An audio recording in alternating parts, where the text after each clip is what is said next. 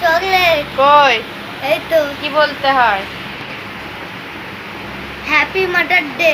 Thank you. Hello everyone, welcome back to আমার channel love অং পিঙ্কি। তো তোমরা সবাই কেমন আছো? আর আমিও কিন্তু খুব খুব ভালো আছি। তো সকালকে জানাই গুড মর্নিং। আর আমি এখন রেডি সেডি হয়ে বেরিয়ে যাচ্ছি একদম বাজারে। আর বাজারে এসেই একদম খালি পেটে খেয়ে নিলাম আখের রস। সেটা আমার রোজকার রুটিন।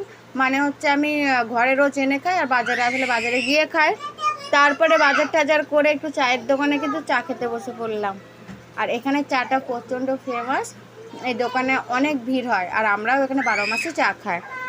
তো এই দেখো গরম গরম চায়ের চুমুক সকালবেলা তো খেয়ে নিচ্ছি। আর আমরা কিন্তু আজকে বাজার করেছি, মাছ করে মানে রুই মাছ নিয়েছি, কচু, বেগুন, আরও যা যা নেওয়ার তাই তাই নিয়েছি। এবার আমরা এখন সিধা চলে এসেছি বাড়িতে। আর বাড়িতে এসে আগে কিন্তু আমার মেয়েকে আর ছেলেকে এখন দিয়ে দিলাম ডিমের পোচ করে খাবে বলছিল। তো এই দেখো ডিমের পোচ করে দিচ্ছি, ছেলেও খাচ্ছে, এদিকে মেয়েকে কিন্তু আমি খাইয়ে দিচ্ছি। কারণ ও তো সব এখন ছোটো, তো সে কারণে খেতে পারে না, ওর জন্য আমি কিন্তু খাইয়ে দিচ্ছি। আর ও কিন্তু আমাদের মতন ঝাল খাবারই খায়, ঠিক আছে। দেখো ও কিন্তু ব্ল্যাক পেপার নিয়েছে এখানে, আর এদিকে ফোনও দেখবে আর এদিকেও খাবে। তারপরে এই দেখো রুই মাছ, আজকে 2 রকমের তরকারি হবে, একটা হবে সর্ষে দিয়ে আর একটা হবে বেগুন আর কচু দিয়ে। আর এদিকে আদা রসুন পেঁয়াজ লঙ্কা বেটে নিচ্ছি, এইটা হবে কচু বেগুন দিয়ে যে তরকারিটা করবো সেটা দিয়ে হবে। তো আর এদিকে দেখো একটা লঙ্কা পড়ে গেছে, আমি বুঝতে পারিনি, যাই হোক। তারপরে কিন্তু এদিকে দেখো কচু বেগুনগুলো আমি কেটে নিয়েছি পাতলা পাতলা করে। হ্যাঁ, আর এই যে কচু বেগুনের রেসিপিটা আমি কিন্তু আমার আগের ব্লগে আমি দিয়েই দিচ্ছি।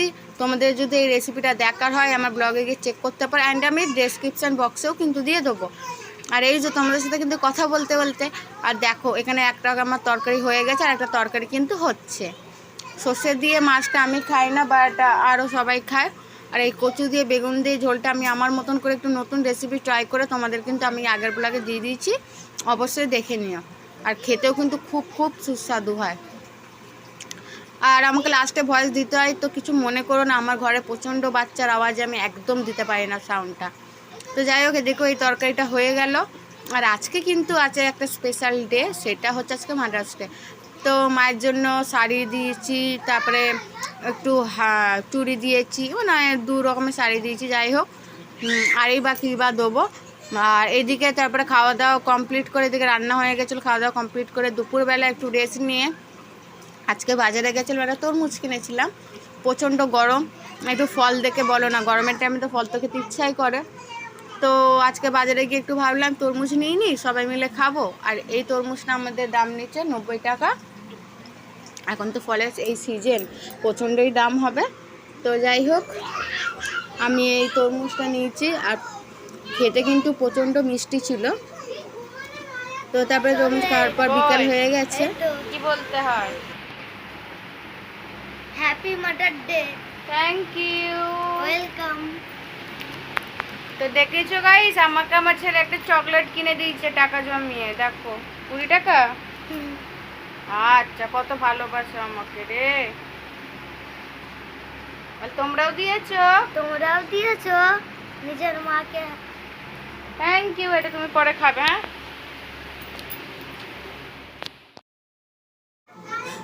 তারপরে আজকে দেখো ছেলে আমাকে দিল, দেখতেই পারলে তোমরা, চকলেট। ওই বা ছোট মানুষ কী বা দেবে, টাকা জমিয়ে 20 টাকা দিয়ে একটা আমাকে চকলেট কিনে দিয়েছিল, এটাই অনেক আমার কাছে পাওয়া। তারপরে ওর বাবা আজকে কিন্তু মোমো এনেছিল, তো আমরা সবাই এখন মোমোস খাচ্ছি। আমি খুব একটা খাই না, পছন্দ না আমার, তো তাও খেলাম অল্প করে। আর আজকে ছিল এই ব্লগটায় আমার, তো ছোটো একটা মিনি ব্লগ তোমাদের সাথে শেয়ার করলাম কী কী সারাদিন খেলাম। তারপরে দেখো এদিকে রাতের আমি ডিনার করে নিচ্ছি, পরোটা আর চিকেন কষা করে নিচ্ছি। চিকেনটা খুবই সুন্দর হয়েছিল খেতে। আজকে সারাদিন এই খাওয়া দাওয়া করলাম। তো তোমাদের আমার ব্লগটা কেমন লাগলো অবশ্যই কিন্তু আমাকে জানিও। আর যারা আমার চ্যানেলে কিন্তু নতুন আছো অবশ্যই আমার চ্যানেলটিকে সাবস্ক্রাইব করে পাশে থাকবেন, বেল আইকনটি প্রেস করে দেবেন। আর চলো তোমাদের সাথে নেক্সট